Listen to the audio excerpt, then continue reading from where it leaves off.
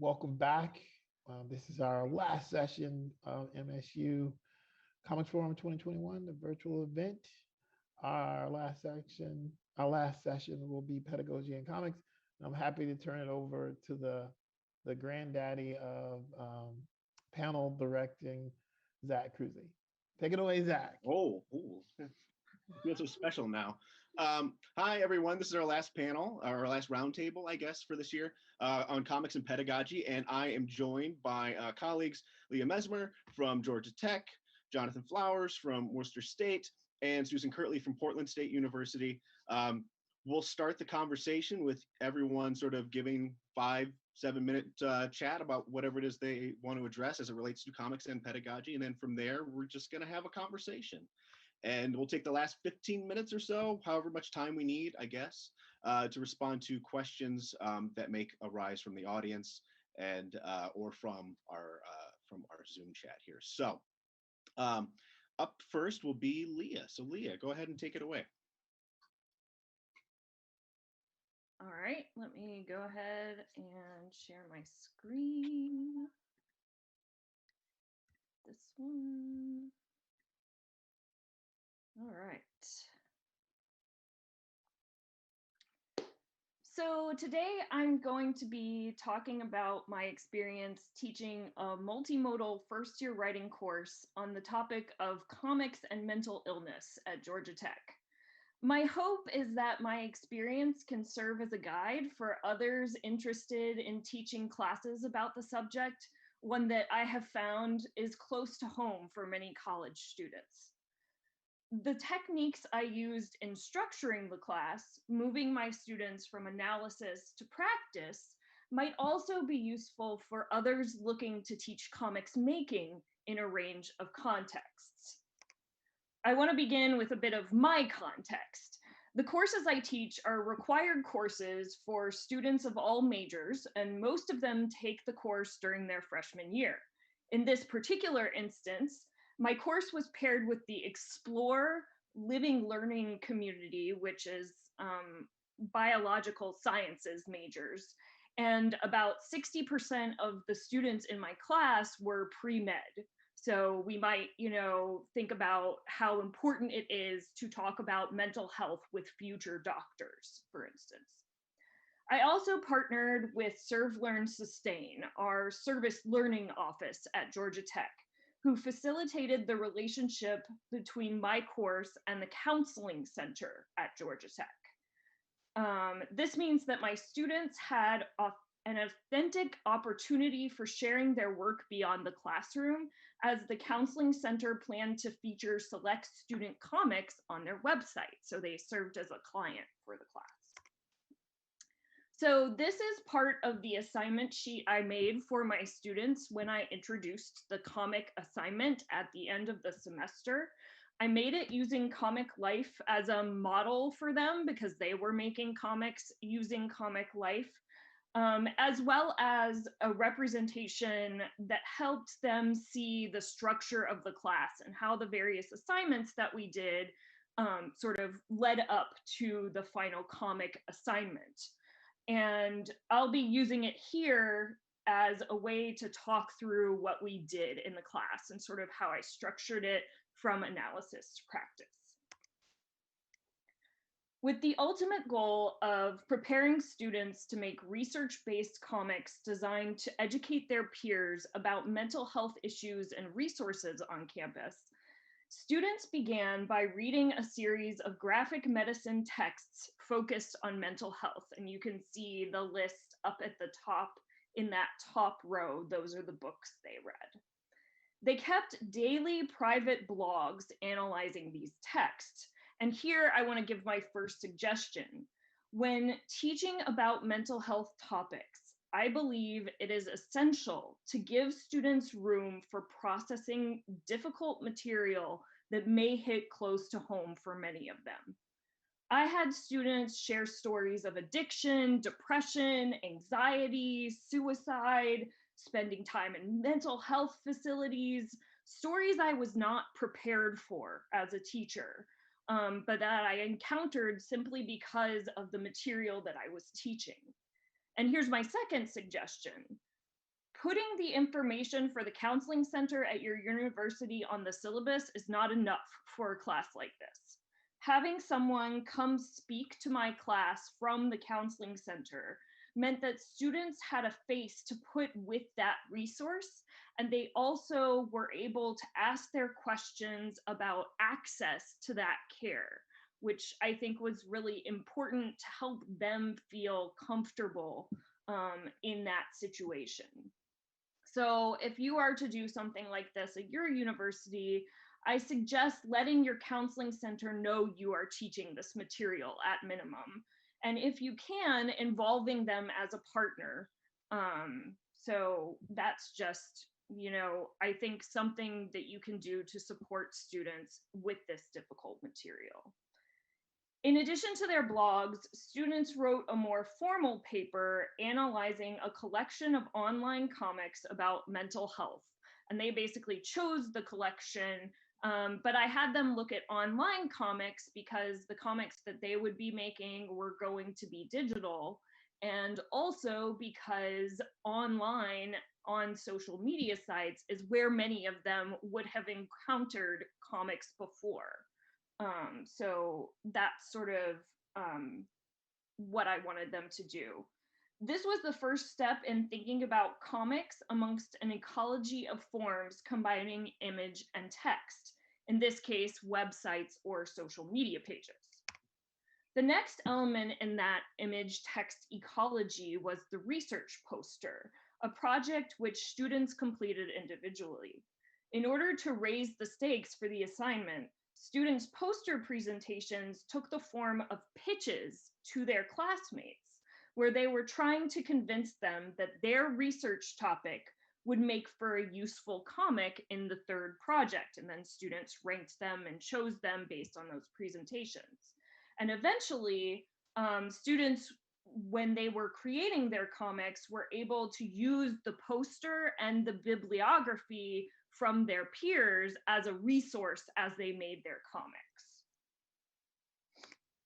In order to provide an opportunity to get feedback from the counseling center while comics were in process, students gave short client presentations in a poster session style where a few representatives from the counseling center came and gave suggestions for revision. Students ultimately made their comics using Comic Life, as I said, which provides a 30-day free trial and allows students to determine their own image style, which was really important to me and isn't available in some of the other electronic ways of making comics. So this is my sort of list of takeaways from this presentations that might be useful for you in designing your own classes, either on comics and mental health or on comics making in general. Those first two are about comics and mental health in particular, and then the last are the sort of suggestions for more general classes on comics making. And I could share student examples later in the Q&A if people want to see them. All right. Excellent. Thank you very much, Leah. That was great. All right, Jonathan, what have you got for us? I thought I was going after Susan. Oh, no. Oh, I blew it. I've already ruined the whole thing. No, Susan, I'm sorry. I wrote that. Doesn't matter to me, but yeah. Nope. Okay. I'm Susan.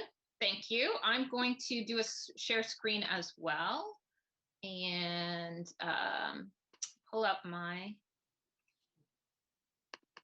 PowerPoint. Okay, great. Thank you. I just want to say thank you to the MSU Comics Forum for including me in this roundtable. I'm honored to be included with scholars I admire and who are doing such important work. Comics pedagogy, obviously, it examines the ways in which comics can be used as teaching tools. And the area is thriving as educators, scholars, and creators work together to understand how comics can encourage visual literacy, multimodal thinking, and all sorts of things. I'm very devoted to this conversation. I feel it's transformative for students, instructors, scholars. I know that comics were really a key part of my education. I thought I'd talk sort of broadly and hopefully very briefly about some of the common sources, subjects, and sites of comics pedagogy. So just sort of some broad brief trends that I'm noticing. One of the things that I'm noticing is sources of comic scholarship, from K-12 context to grad seminars to scholars working outside the academy, as well as creators. Comics pedagogy is often at the heart of what we do, and it continues that tradition of interdisciplinarity that we see within comics studies, bringing sort of various discourse communities into conversation. Comics educators often inhabit multiple overlapping roles, as many of us do: fan, researcher, creator, educator. So it's exciting to me to get to talk to all these different people about teaching with comics. The sort of subjects that I'm seeing most often, and again, these are fluid, these sort of subjects in terms of comics pedagogy. I'm seeing folks talking about comics as a way of teaching other subjects, like how do I use mouse in a history class? Some of us are lucky enough that we get to teach classes where comics are the subject matter, like comics history or comics theory. And then exciting new research where we're seeing comics as a way of thinking through ideas. And just as an example of, crossing over between these subjects, we have Leah, who's doing kind of all of these things in an amazing way. One of the sort of threads that I'm seeing going through these different subject areas is this idea of Schulman's description of pedagogical content knowledge, this idea, this foundational idea that we not only have to have knowledge of the content of the subject matter, but also how do we best teach that? How do we convey that to students, and being aware of challenges or difficulties our students might face? So that's sort of some of the subjects that I see coming up. And again, it's not rigid boundaries, but some of the areas I'm seeing. Sites of this comics pedagogy scholarship. This is, I think, really exciting in that, they're seeing lots of sort of forums for this kind of conversation. Obviously, academic publishing, research, these are traditional site. And I'm sort of putting a picture up of this book I worked on, not simply in sort of that bid for shameless self-promotion, which it is, but also because I think it represents, a sort of one of the traditional sites. We have great comics journals, inks, obviously, lots of books about comics pedagogy are coming out. I think this one represents also an interesting mix of the sources, because we have, there's a great interview with Linda Berry by Leah in there. So we also have conversations with Brian Bendis and David Walker. Nick Zusanis has a piece. So we have creators, we have K-12 teachers in the book, and we have scholars at the graduate level. And I think it's really exciting to see those different sources, different people coming together to talk about comics pedagogy. And again, this is just one forum.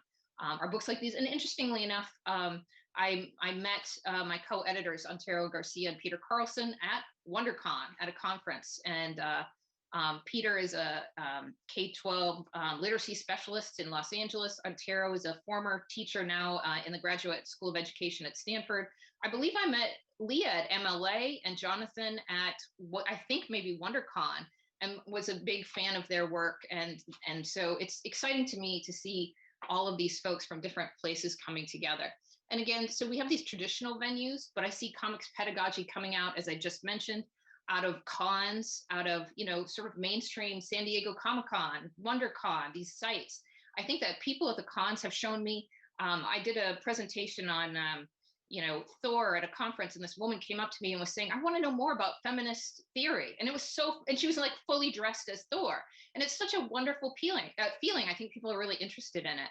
I think we have the wonderful academic conferences. This is a wonderful example. Scholarly societies like the Comic Studies Society, the Forum for Graphic Narratives at MLA, and different schools, which brings me to another site that I'm seeing a lot of exciting comics pedagogy.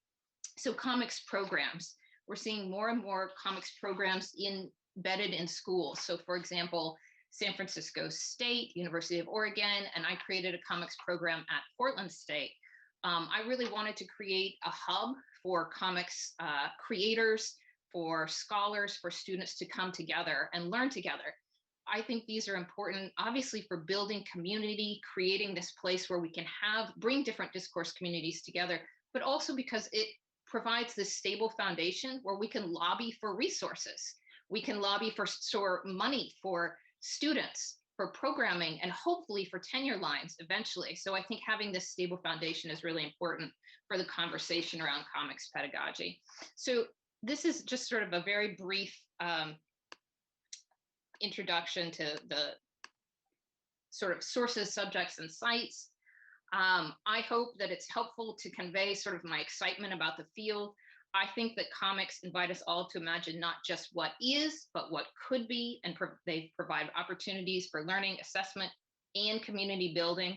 And even though the conversation is really just beginning, I want to encourage all of us to find inspiration from presentations like Leah's and Jonathan's, and consider how we can use comics as a way of thinking, innovating, and making connections in our own classrooms and the wider world. So thank you so much. Excellent. And I'm just going to stop the share and turn it over. Thank you. No, thank you very much, Susan. Jonathan, now we're back to you. Sweet. So I will not be sharing my screen, but what I'm going to be talking about is the treatment of comics pedagogy as a method or a methodology, right? And for me, comics pedagogy begins with how we teach students to read comics. And in fact, I think it begins even earlier than that, with understanding that the texts, the books, the other kinds of structures that we use to teach students to read comics all emerge from a given experience of reading comics. And so in my pedagogical practice, or developing what I call a critical pedagogy of comics, one of the things that I focus on is the ways that we are taught to read comics, or the ways that we teach students to read comics as educators are grounded in one singular instance of, say, reading comics, one experience of reading comics. And so in so doing, when I engage in comics pedagogy, to take, say, one of our seminal texts in the field, Understanding Comics by Scott McCloud, I tend to problematize McCloud's early chapters by asking, how might reading comics be different if we refuse to accept McCloud's assertion of his avatar in the text as an unraced, unmarked signifier? How would our experience of learning to read comics be different if, say, McCloud's avatar was a Black woman? Would we then be able to suspend our understandings of the ways that we are being taught to approach comics as a text, to approach the reading of the comics in the ways that McCloud suggests? And generally, I want to say no. And in my experience explaining this to students, they tend to agree. If McCloud's avatar were imagined differently, the experience of learning to read comics would be subtly different. Now, in keeping with this, I expand the pedagogical approach broadly to critically consider what comics are as a piece of media. Chris Gavler and Goldberg wrote a text called Comic Books as Philosophy, which has a crucial intervention, at least in my view, of treating comics as philosophy, right? And this pairs with some of what John Dewey says about the nature of art as revealing experience.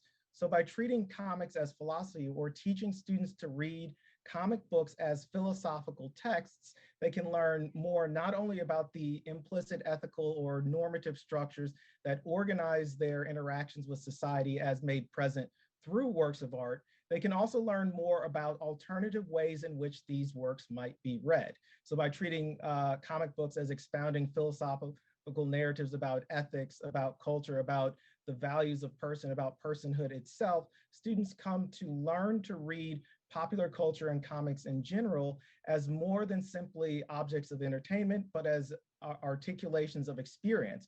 And taken back to the critical approach that I've adopted, they begin to ask whose experience is articulated and in what way, and how can we read these experiences differently against the broader background of culture? And again, this all aligns with my critical kind of pragmatist orientation towards comics pedagogy that situates the comics as telling us something about culture through its narratives, as an articulation of experience that needs to be interrogated, challenged, questioned, and pushed back against, and not simply consumed. And given comic status as a multimedia or a transmedial object, it allows them to rethink their own broader cultural commitments as embodied by the narrative text.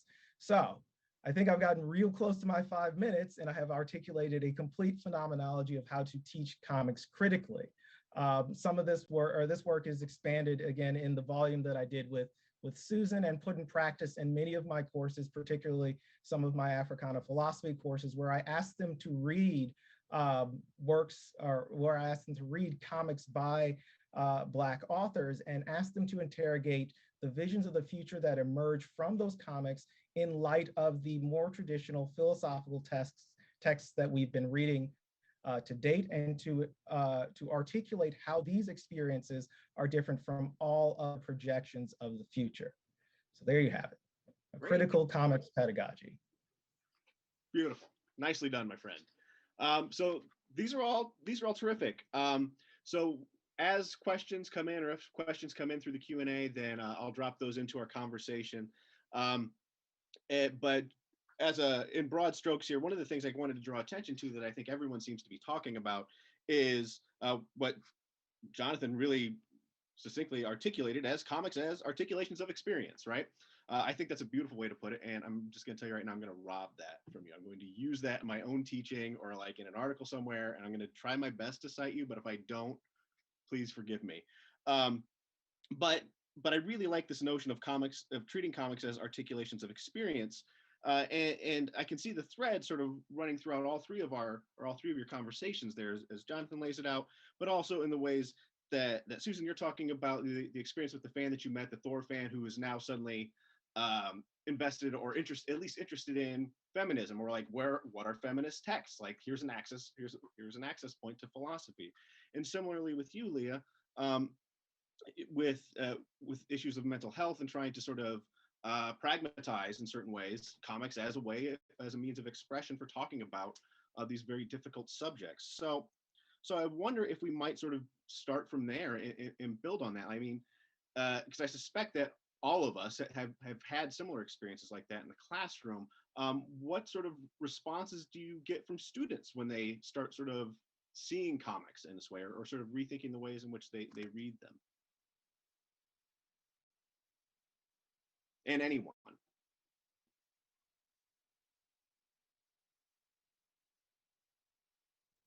But not all at once. One of the things that I think students are often surprised by is how serious these comics are. I mean, they're about, if anyone has read, for instance, Lighter Than My Shadow, it's about eating disorders and trauma.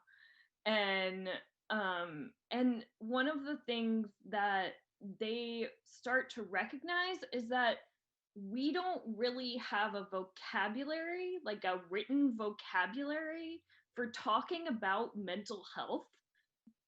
And these artists are developing this visual vocabulary instead, where it's represented on the page, and all of a sudden we can talk about it in a way that isn't available to us because of stigmatization in culture, or because we don't really still understand the brain very well and things like that.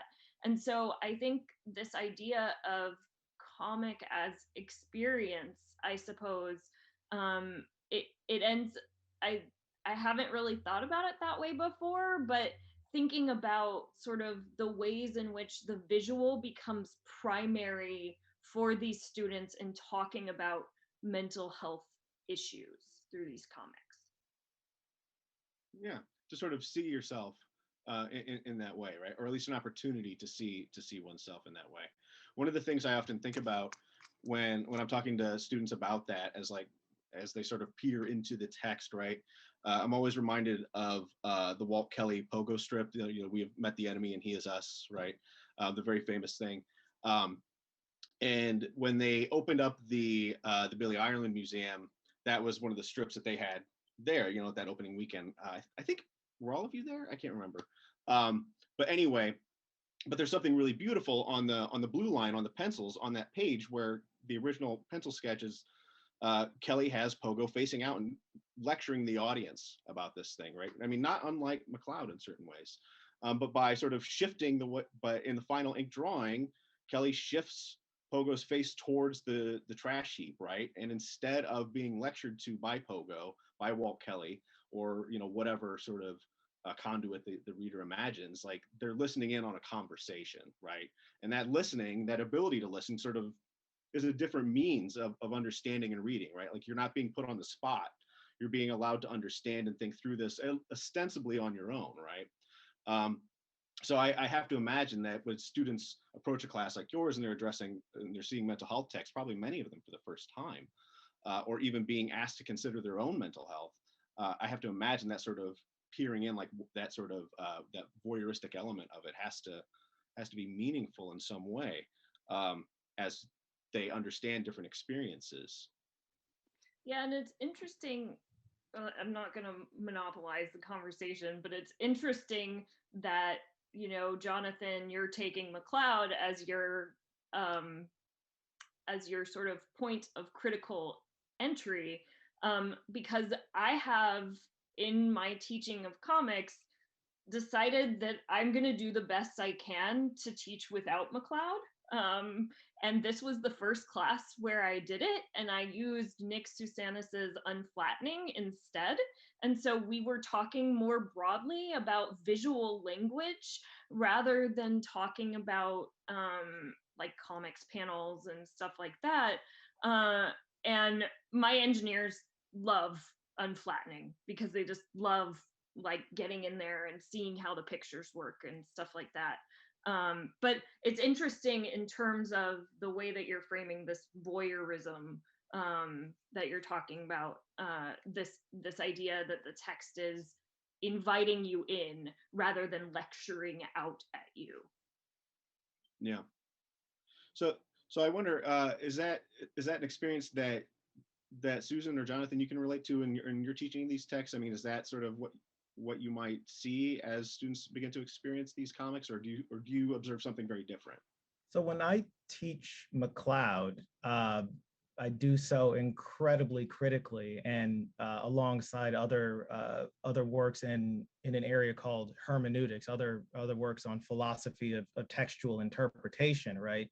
To force students to reject, say, McLeod's instructions for how to read as the dominant paradigm whereby we're supposed to do readings, right? So to put my biases on the table, by training, I'm a scholar of East Asian philosophy. And so when we get to the section in McLeod where he's talking about reading manga, right, I tend to stop students and say, what would happen if we read all American comics like this? Like, how would that shift your experience of the comic, so on and so forth. So I don't necessarily teach Cloud as a methodology, except as a kind of foil. What I do instead is teach things like Audre Lorde's the uses of the erotic and her works on the nature of poetry as necessary for resistance, as a mode of interpreting and engaging with comics, right? So you start to read a comic differently from that kind of a perspective, and it changes the way that students interpret some of their characters, particularly insofar as their articulations of experience and articulations of philosophical content or concepts. I have students who will initially approach a given work, say like Iron Man, and say, well, Iron Man was my favorite, but then I learned to read comics differently, and I can't stand the man. Help me. And I'm like, I'm real sorry. I can't. But here's Ironheart. But no. So so I have a variety of experiences, and I think my experiences in teaching students or teaching comics and teaching students about comics are different, because I'm usually doing it not in the context of a course on comics. I'm usually doing it in the context of a course on another subject matter, wherein the comic serves as an effective mode of articulating the content. You can learn a lot about, say, American perceptions of race by reading, say, Black AF, America's Sweetheart, or Ironheart, or and I typically stick to the mainstream comics because they are closest to a student's experience. But there are other works that do this, and so my experience of this has been subtly different. Students often report that their ways of engaging and understanding characters have transformed as a result of, say, critically pushing back against how they were taught to read or how they are expected to read a comic, right? If I had my druthers, I would do comparative comics work between non-Western and Western work. But so those are my experiences. Excellent. Susan. Yeah, I mean, I think one of the ways that I've worked hard to sort of push back against some of the texts that we read is I really do a lot of comics creation with the students themselves. So I want them to be having their own experiences and voices and ideas represented. So we do a lot of drawing, we do a lot of coloring, lettering, drawing, creating our own comics, and I want their voices, their experiences. You're talking about comics as articulations of experience. I want their experiences to be represented as well. So what does your story look like for you?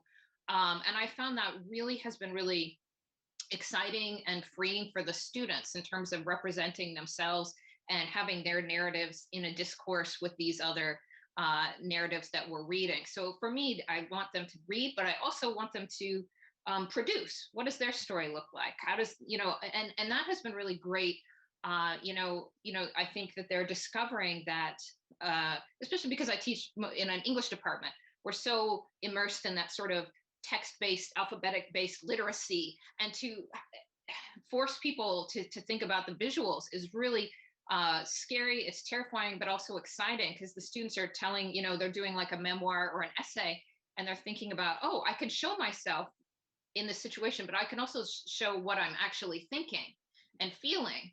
And this is, it creates this wonderful sort of tension where they're exploring these affordances of comic art and representing experience. And I think that's very exciting. And as I said, it's scary, which is a good thing, but it also kind of pushes back on some of the texts that we're reading. Like, okay, well, that's one perspective, but what does my perspective, what does my classmates' experience look like? So for me, that has been a key part of my teaching philosophy, is being, even if it's a theory class, very much involved in that production to encourage them to include their own voices along with those of published authors and so forth. Yeah, I tend to think that that's a really empowering experience, because I teach making as well, and it's also a great opportunity to sort of reinforce the importance of intentionality, right? I think, and perhaps I'm out of line here, but I think it can be easy for students to sort of forget their position in a conversation, or forget or ignore their position in a conversation when they're just typing something up to get it out. If they're putting together 500 words just to turn it in and hope that it passes, whatever sort of plagiarism check that we prescribe for them, or if you do that. But the issue of sort of intentionality, like, you're putting this line down, you're making this person, thing, place look a very specific way. You are leaving this information out. Why are you leaving this information out? Is it really predicated on what you perceive as drawing ability, or is this an opportunity for you to reflect and think through, like, why am I drawing this way, or why am I not including this? And that seems especially relevant for someone, for a course like yours, Leah, where students are thinking through, mental health issues, where they might be revealing or sort of shading things that they don't want to share with you for any number of reasons, or they don't want to risk. So yeah, I think making is really important in that way, in thinking through those experiences. So, and I guess I wanted to sort of bring that back to Leah again, in thinking about that. So, I suspect that you, I mean, you're nodding your head, so I suspect that you sort of share that experience about intentionality, but I wonder also if your students find that that's an opportunity to think through sort of, that these are sort of also communally produced texts, right? And what sort of made me think of that is earlier when you talk about having a representative from the counseling center come down and sort of give feedback on what they're doing and how they're presenting these ideas. So do they find themselves sort of more better understanding that the comics are communally produced, or they are socially constructed objects? Yeah, so because they were producing them digitally in this particular context, we didn't have the same, when I have students do comics by hand, we have an entire week where they are norming their characters, where they're like creating their style book or whatever. And I talk about the way that style and the simplification of style, the role that that's played in the communal production of comics. Now, the comics that we read, I think every single one of those is by a single author, which seems to be a trend in graphic medicine in particular, because so many of the stories are autobiographical. But this gives me an opportunity to talk about more commercial comics practices. And in this case, because it was digital, they made the character together in one session, and then they were able to like think about that character in various positions and like manipulate the digital image in a way that, is maybe slightly easier than everyone taking a whiteboard marker and like trying to draw the same character, which is what we do when I make comics by hand. So yeah, I think there is like this idea of communal production, and then the addition of the client. All of a sudden, you're not just like revising because your teacher says revise your work. You're revising because you have an actual client who might use this as an object to teach people in the future. So that's what I mean by sort of authentic opportunities for feedback in the classroom. Yeah, well, and it also signals to them that comics are, they are in certain ways, they are products of capitalist production, right? If you have the existence of a client, suggests that right away, right? So yeah, that's that makes a lot of sense. Susan, is this an experience that you have as well? Like, are students sort of experiencing things in this way, or are you observing other things? And then I want to ask Jonathan a question about this as well. I think that I haven't had the opportunity to like have them. I actually had a class on the books where we were going to pair students with a community partner and sort of reinforce that idea and so forth. But the class got canceled, which is sort of indicative sometimes of our work within the the framework of the academy. Sometimes that happens. But I think that having that awareness of comics pedagogy, but I also reinforce the idea that comics as educational tools. Like in your class, Leah, you're creating these comics which may be used as teaching tools for others. And I think that that's something that I sort of stress in my classes, that there's a long history of comics as educational tools. And we talk about that and what kind of, both in terms of the history, but in the texts that we read and the texts that they may well decide to produce. And I think that's it's almost it's kind of a hidden history that gets sort of subsumed about under the superheroes and so forth, is this the role of comics as teaching tools. So that's something I definitely try to stress, and it's often surprising and very exhilarating. And I think the graphic medicine, it's been a very big focus. How do we use our comics as teaching tools, which is really exciting. I think teaching tools and also therapeutic tools, I think is really exciting. I was working on a grant with a psychiatrist, and we were hoping to work with adolescents and have them creating visual narratives and try and get a grant to do that, and thinking about how do you represent your story. So I think there's a lot of exciting work to be done in comics as educational tools, comics as therapy and therapeutic tools. So I just love this field and the intersections, graphic medicine, pedagogy, and so forth. It's really, it's so exciting. So yeah, I'm glad you bring that up about them being specifically teaching tools, because a lot of times, like when I am teaching comics or I'm teaching making, like a fair number of my students, even though I'm teaching, typically in an English classroom, they are English ed majors. And they need portfolio objects, or they need their, whether they're at that stage in their collegiate career yet. They're looking for innovative ways to approach material. And comics are a great way to do that, because for exactly the reasons that you're discussing, they are teaching tools, and they can be teaching tools. And by you modeling the acts of making, you therefore give them the tools to to sort of reproduce that with their own students, to sort of pass along that sense of intentionality, the making, thinking about, you know, the different contexts in which comics exists. Yeah, I think we're like very simpatico on that. Like, I think that's incredibly important. And I think that's how comics in certain ways can persist, right? Outside of a very narrow sort of conception of them, outside of a San Diego Comic-Con conception of comics, they can persist by teaching students how to read and think differently about these things, as, you know, as Jonathan says, as articulations of experience. And one of the things that Leah had mentioned, you know, specifically sort of related to commercial comics practices. So I wonder if that's also sort of integrated in your conversations with students as well, Jonathan, especially as like you're critiquing someone like McCloud, and the allegedly sort of like raceless, you know, interlocutor that students interact with.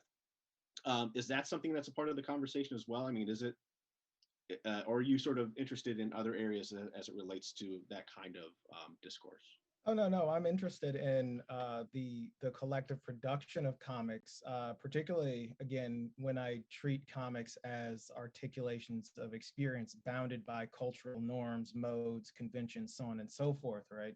So we need to think about what it means for comics to have become this massive multi-billion-dollar industry, and as such, the kinds of cultural capital that accrue around it. But to be more specific to your question, when I teach Confucian philosophy, I teach my students to think about comics as ritual, right? And so for Confucius and Confucian philosophy generally, art aesthetic processes are rituals that serve to circulate benevolence within a given community through modeling appropriate ways to respond to individuals, appropriate ways to treat one another, appropriate social conducts. And so when I'm teaching Kongzi or Mingzi or, you know, the Xi Jing, I ask my students, what would happen if we decided to read, you know, Captain America through Confucius's advice regarding aesthetics, right? And I get back wildly different responses, everything from the kinds of rituals that, if taken seriously within Captain America, promote this kind of sense of nationalism that some students view as false, versus this is an ideal to aspire to, but the ways that the ideal is packaged is problematic, so on and so forth. So when I interrogate, you know, the making of comics, it's always within a cultural background, and to stress the ways that cultural background structures the making of comics, which leads naturally to the question, if you could do this differently, how would you? What rituals would you like? What rituals would you say a Captain America comic that emerges from your experience should promote, circulate? And this is, again, broadly within the Confucian context. That said, I personally have not had an opportunity to teach making.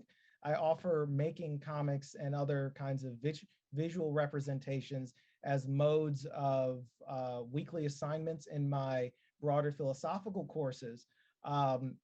And when students ask me, well, how do I make a comic out of, you know, how do I make a comic out of, again, say Dewey's, some work on Dewey or some other thing that I'm teaching, you know, I draw upon the work, or draw upon the lessons that, you know, my colleagues have taught me about making, Leah and Susan, for example, in explaining to them how to go about making a comic. And then in that context, I get a lot of really interesting relations of their experiences of texts through comics, right? So it's using comics as a medium to articulate something that students just don't have the words for. And I found that the student who can't say write the, you know, the 500-word whatever about a complicated philosophical concept tends to have less difficulty doing that in the form of a comic. Yeah, that makes a lot of sense. I mean, it's yeah, that makes a ton of sense, right? Because there are different modes of thinking in writing and in constructing a text that allow for, there are certain affordances there that allow you to sort of essentialize it in ways where I think students often feel very nervous about that 500-word essay, making sure that like they actually hit the 500 words, as though any of us are going through and counting and saying, oh, you're at 495, sorry dude, not going to work out this time.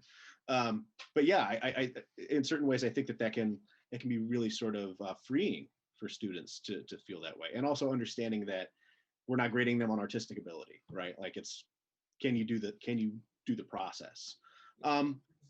XKCD as the example of, you know, a comic that relates the content, which has the effect of dispelling most anxiety about artistic ability. Yeah, I think that's exactly right. I would guess that we all sort of have referenced that at one point or another, because that is the or text, I think, for that sort of thing. Can I just jump in and share an experience with that? So at Georgia Tech, athletes are sort of like unlike some other schools, they're sort of like a subclass. Like the other students tend to sort of like ignore them in class, and like, you know, it's really, I do what I can to help like alleviate that situation. But I had one student who was a basketball player, and she, like, it was comics and her visual making that like made her part of that classroom community, because it gave her an opportunity to show like, hey, I have skills, and it gave her an opportunity to earn respect from her peers because she was contributing to the community, and it also made her more invested in the class as a result. So that's just an anecdotal example of what I think Jonathan is talking about in terms of like, you give opportunities for students to succeed when you allow them to go beyond just that, like, that standard essay format, which for me, teaching first year writing, that's really important, but I think is important on other content. Yeah, it's empowering, right? I mean, and that's so important. So I just want to really, I'm sorry, but I just want to build on what Leah said, because I've seen my students who have really struggled in a lot of areas. When you give them a comics or a visual assignment, they flourish, and it's a chance for them to show that sort of, you know, those multiple intelligences and skills, and be like, wow, this is something I can contribute. Something I also do is I always share my own art with them, my own comics production, and I am terrible. And I can just imagine, I can hear Linda Berry being like, no, you're not, you know, but I'm terrible. And I feel like that's kind of what some of the scholars would call sort of leveling the critical plane. And I'm like, I think there's also sort of giving them the freedom to fail. Like, I'm like, this is terrible, but I'm learning something, and that's okay. So sort of showing like, this is not what this is about. And if you're a fantastic artist, this is your time to shine. And if you're not, this is a time to learn, to fail spectacularly and learn something from it. So I always try and show my own disastrous attempts at all of these sort of drawing, making assignments, activities. Yeah. Well, I mean, again, that's the empowering thing, though. I mean, failure is an option. I mean, it's not only an option, but it's probably the most likely thing that we're all going to experience over and over and over again. We might as well just sort of embrace it as a learning opportunity, right? So that's a freeing thing. So we have a question from the audience, and we can just run around the horn on this. But what do you do? What do you do with the balance of students' expectations and differing backgrounds or experiences, and issues of broad course goals, such as shared themes, approaches, concerns? So how do you balance students' expectations and issues of broad course goals? So on the one hand, I'm very fortunate to teach in a first year writing department that prioritizes multimodal communication, because we find that it is the most useful for our students, who are engineers and scientists, when they get out in the world. They're not going to be writing a ton of essays, emails maybe, but not really a lot of essays. They're going to be building websites and making videos and things like that. Most of the time, when students sign up for my course, they have no idea what the theme is going to be. There's some disconnect between our department leadership and the advisors for the first year students.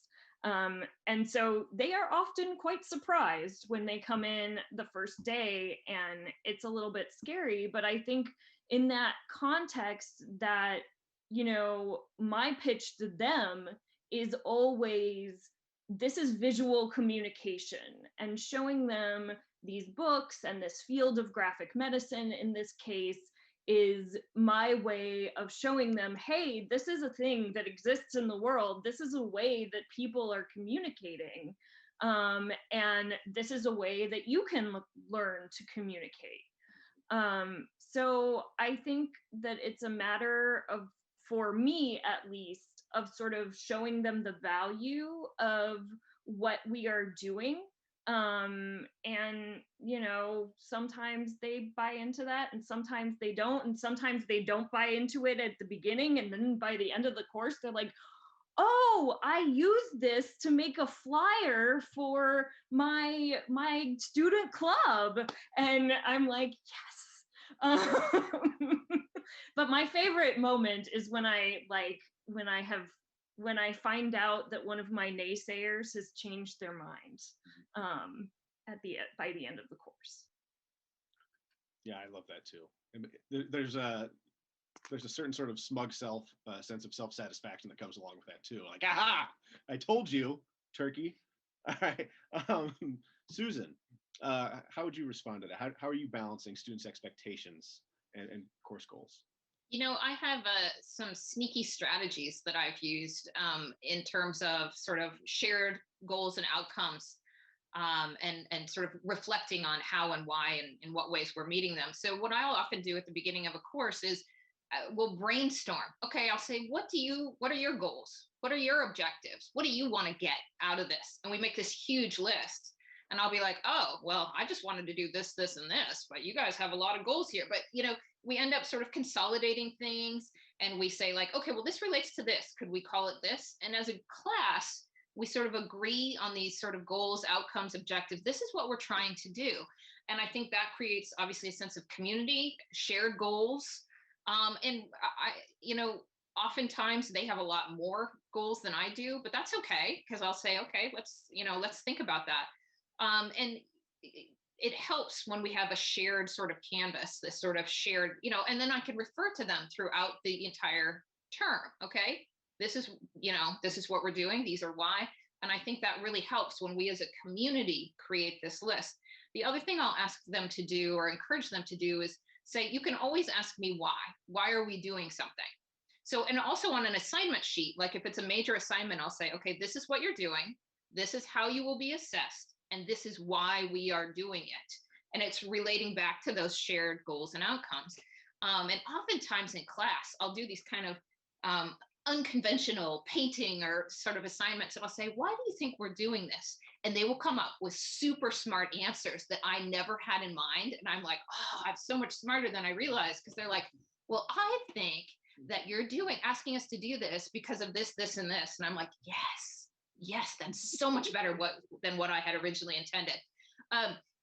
So basically, we have the shared goals and outcomes, and I'm always asking them, okay, why do you think we're doing this? And then reinforcing it on the assignments, in our in-class discussions, and then in our reflections at the end of the term. And I think that works with comics or with any of the classes that I'm teaching. It's just kind of shared community goals, reinforcing it, and encouraging them to ask me and to ask one another as a community, why are we doing this? And how does it relate? So that has been really effective for me. And It makes me look smarter than I am, which I really, really enjoy. That's the best part, when they make us look good, right? Yeah. Jonathan.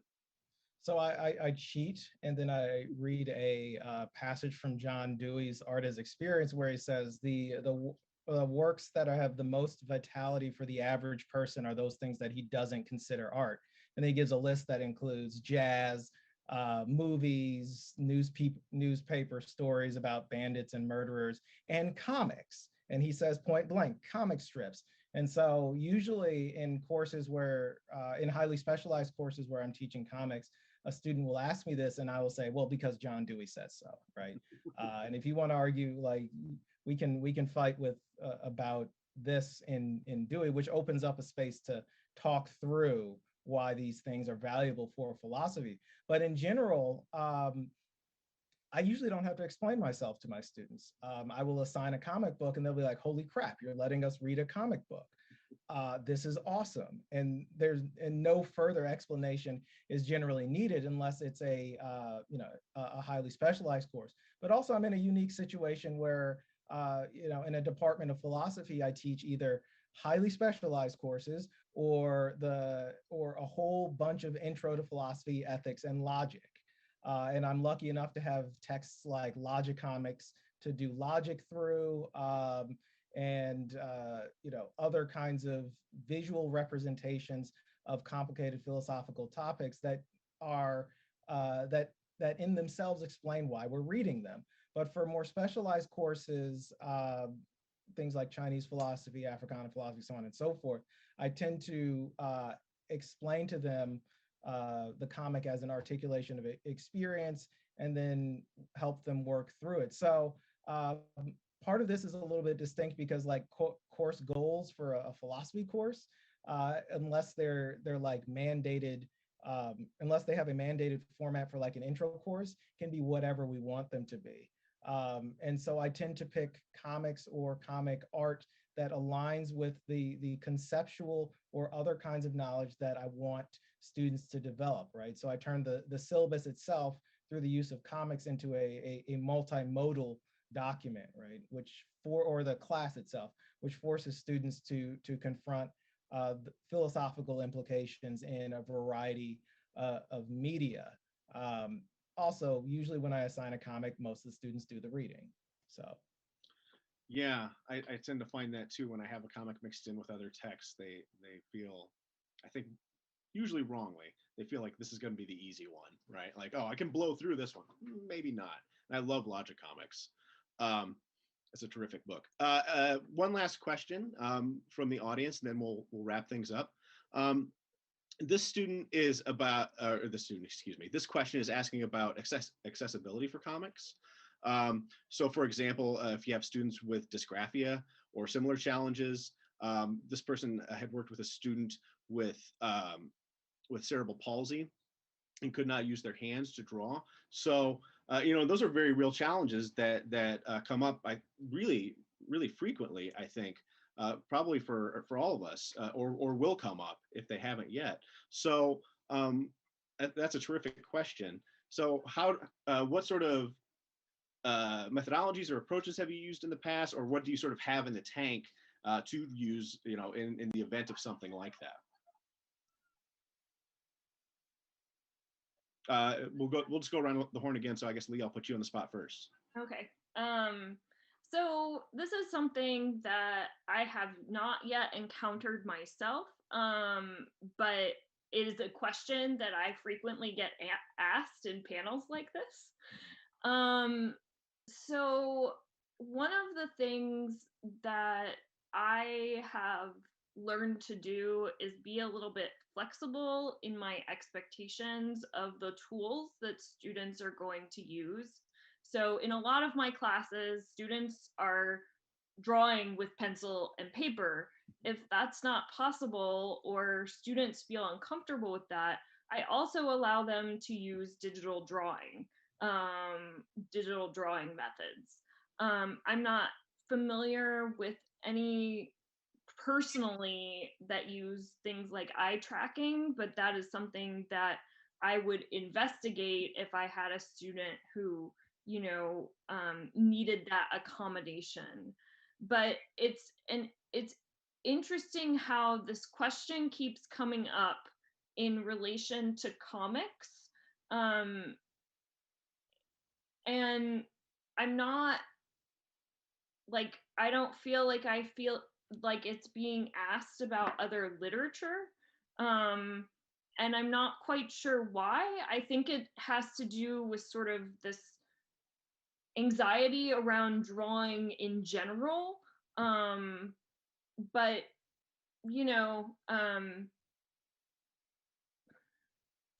I think it's an important question to consider. It is not something that I have personally had to deal with at this moment, but flexibility is, I guess, my answer, and seeking out tools that exist once you encounter those problems or those particular accommodations would be what I would do, I suppose.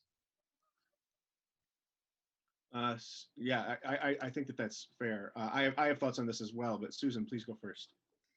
I think I approach this as I would with other classes in terms, as Leah was saying, in my literature classes, students are often taking notes or doing sort of writing activities.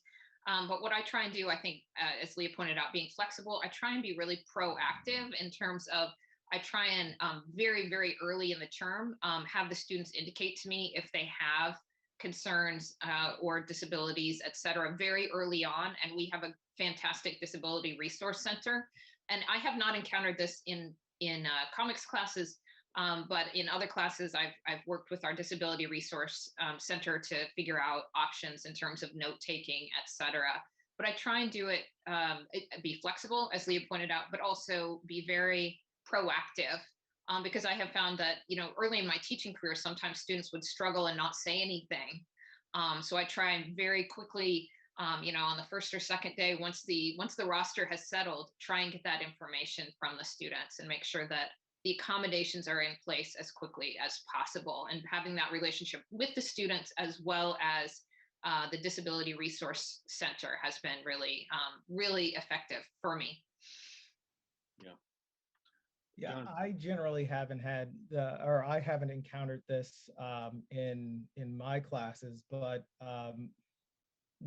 I tend to follow a similar approach to Susan and be proactive about addressing concerns about access and disability upfront in my syllabus. I expand on the university's accessibility policy by including language that says even if you don't have a university document or a institutionally documented disability, you can come talk to me and we can work on ways to make the class more accessible. But I have had students who have had particular kinds of visual disabilities, and that's one of those things that I've had to kind of address, at least in my in my teaching, not only of comics but of other texts. So I try to make all of my texts, or all the texts that I assign, compatible with screen readers, which is kind of difficult with comics, but not impossible. And the wizards who managed to make that work, I have no idea what sorcery they practice, but it apparently does work. So I try to make accessibility a through line in all of the materials that I use in my course. And when we get to questions of, well, it's difficult for me to create a work of art or a comic due to my disability, I say, well, you don't actually have to draw a comic. You can go to memegenerator.com and use a 4-panel meme and treat that as your comic, right? And that works. So I think this is a difficult question to answer. And to be honest, when I encounter this, and to be more proactive about it, I'll probably go ask some of my colleagues in art departments. How do you address creative activities in your courses for students with disabilities, and then incorporate that into my assignments as a packet of instructions or other kinds of advice. So that's generally what I would do. Yeah, and I guess I want to chime in on this as well, because I've not had the specific experience either that they're talking about where a student is not physically able to draw. But like all of us, we've encountered other modes of differing levels of ability in our classroom. And just to echo Susan's point, and Jonathan, well, I guess everyone's saying this, but I mean, to rely on the resources that your institution has is incredibly important, because they should have facilities, options, and other sort of procedures in place to assist you with this student, so that they have the best opportunities to succeed. But the other thing I wanted to add, and I guess this is echoing Jonathan as well, is to use your network. Ask someone in an art history department what they're doing and how they've had to address these challenges. It's very important to sort of rely on those folks. I mean, they are expert in this, and spend a lot of time really studying and thinking through ways to improve access to texts, even in the most difficult circumstances. So don't be afraid to ask questions. So that's our time. Thank you all so much for joining me. I thought this was a really terrific conversation. I had a lot of fun talking to you guys, and it's nice to see your faces, even virtually. So, and thanks for everyone who tuned in and for asking the terrific questions there at the end. And I love you all. Goodbye. Thanks a lot, Zach, and thanks to the panelists. This is the end, friends. Thank you so much for your attendance to the MSU Comics Forum 2021 virtual event. We did our best to try to navigate the traumas that we're all facing related to the pandemic. I think it turned out pretty well. These conversations will be available later. There is a good bit of editing that we're going to want to try to do. But once the conversations are available, look for announcements and emails related to all the roundtables being viewable on the web at some future point. So again, thank you for your participation in the MSU Comics Forum 2021. And take care and good luck. Remember, next year, we will be looking towards the Comic Studies Society as the big event at MSU, and we'll hope to see, hopefully, people together face to face in 2022. Goodbye.